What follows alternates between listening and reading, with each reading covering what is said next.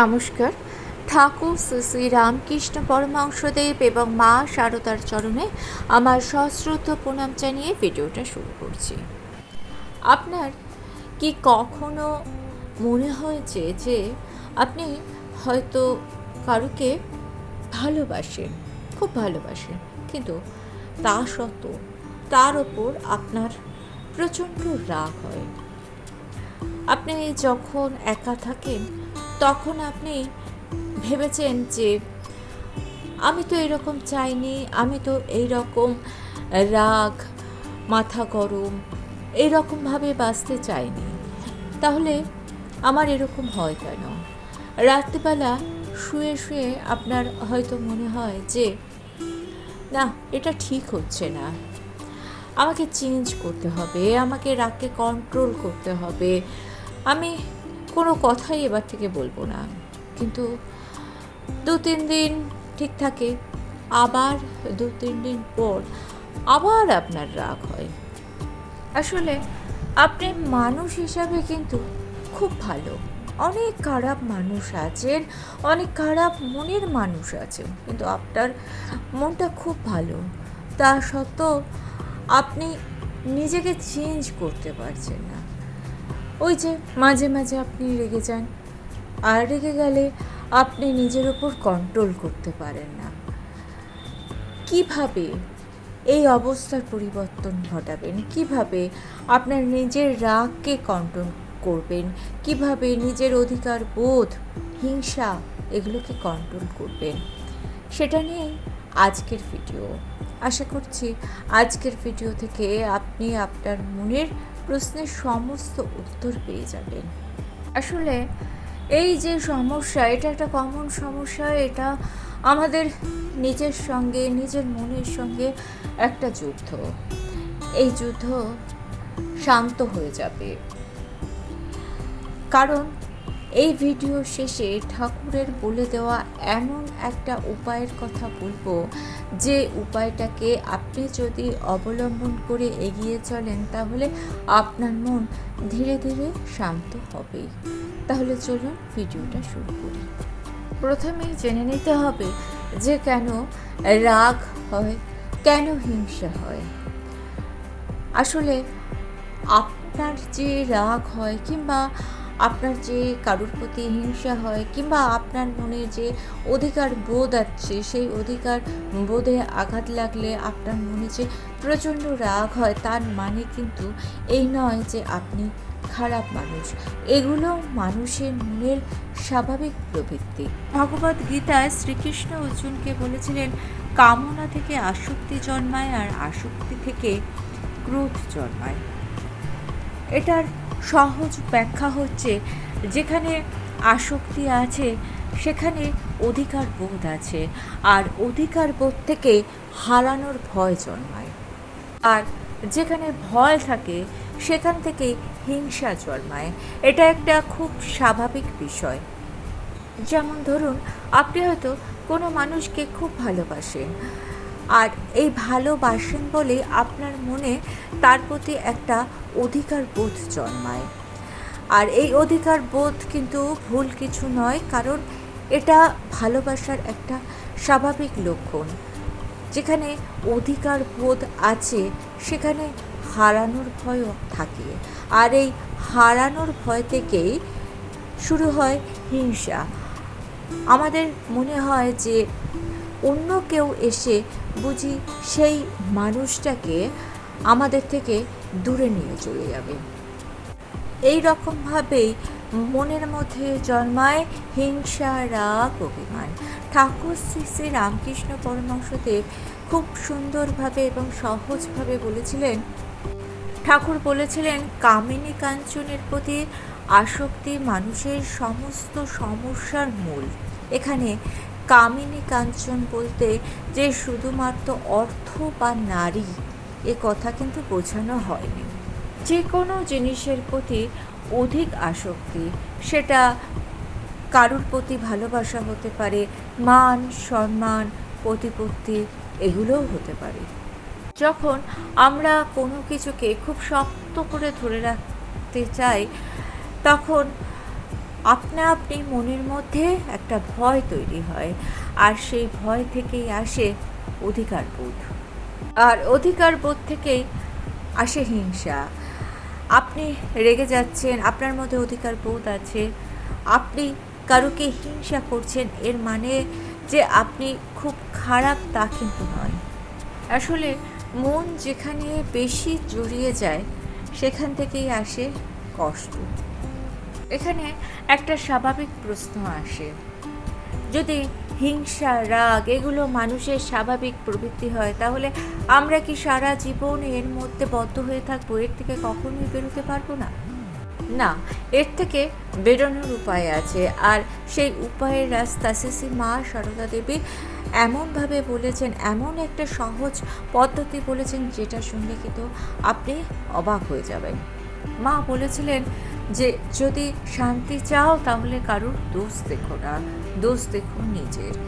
কথাটা শুনতে খুব সহজ সরল মনে হলেও এর মধ্যেই লুকিয়ে আছে মানুষকে বদলে দেওয়ার এক জাদুকারী উপায়।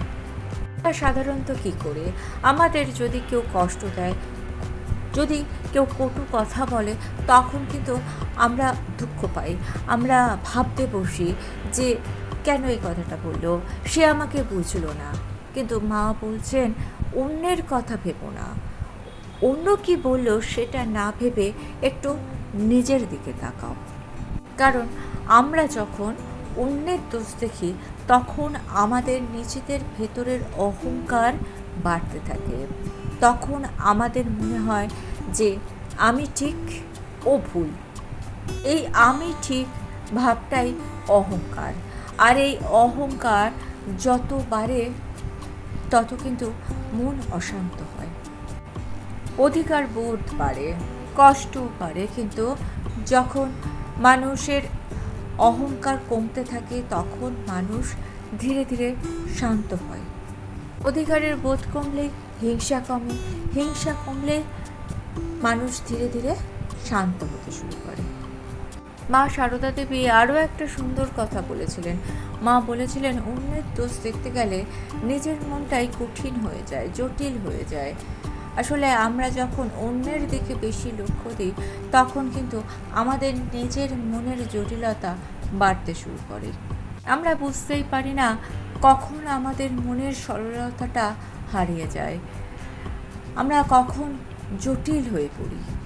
অন্যের দোষ না দেখলে নিজের মন নরম থাকে, আর মন যদি নরম থাকে সেই নরম মনেই কিন্তু ভক্তি আসে।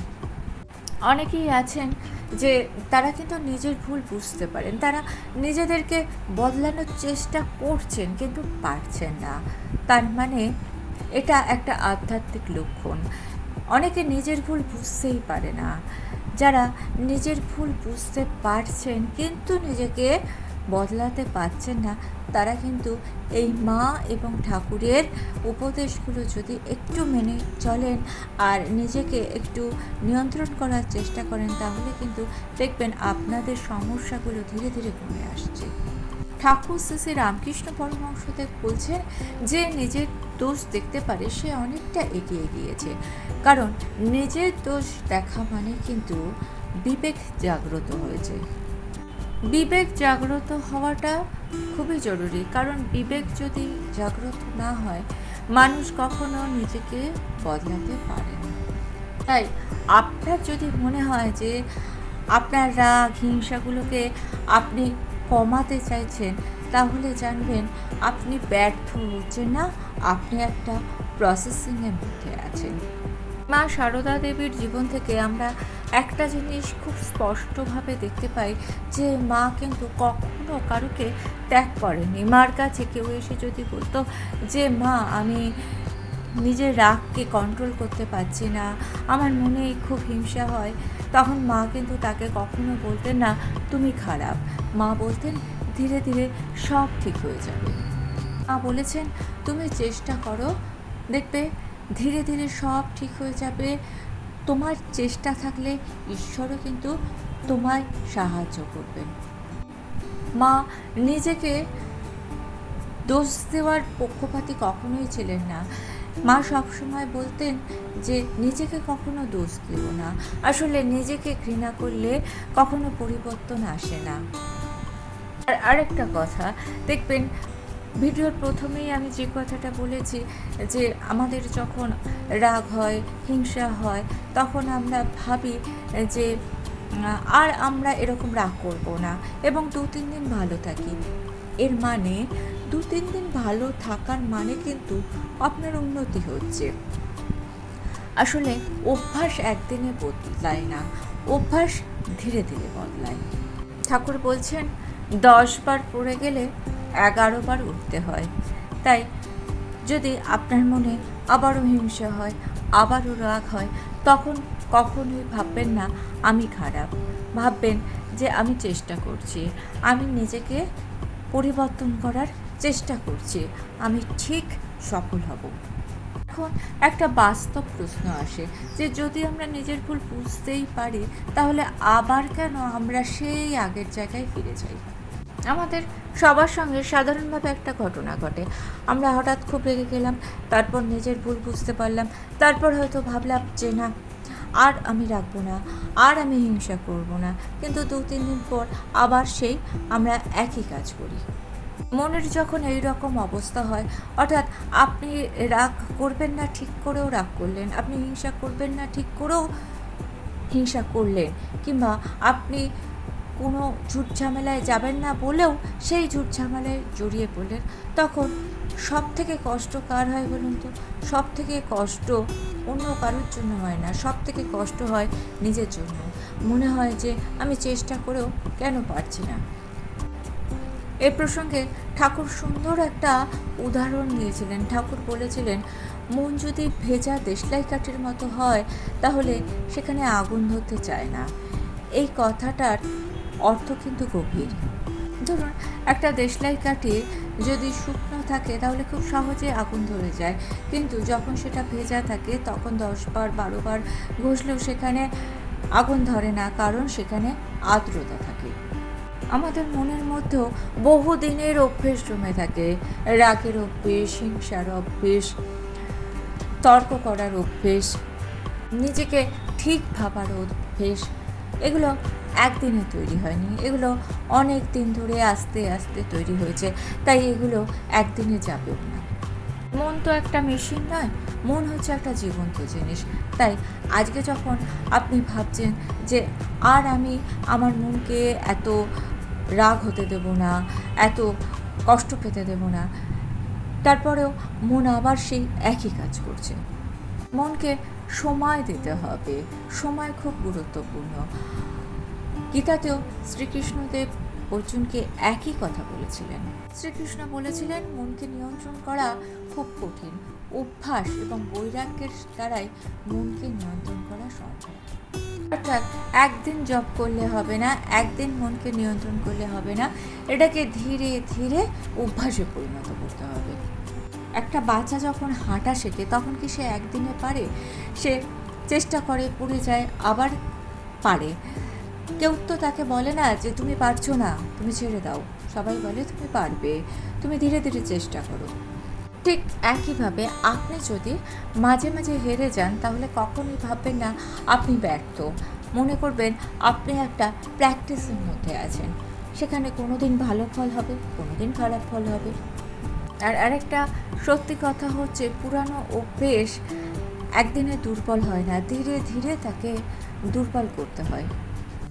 ঠাকুর বলছেন মন বারে বারে পালাবে, এটাই মনের অভ্যাস, কিন্তু আপনাকে সেই মনকে আবার ফিরিয়ে নিয়ে আসতে হবে নিজের জায়গায়, আপনার নিজের সিদ্ধান্তের জায়গায়।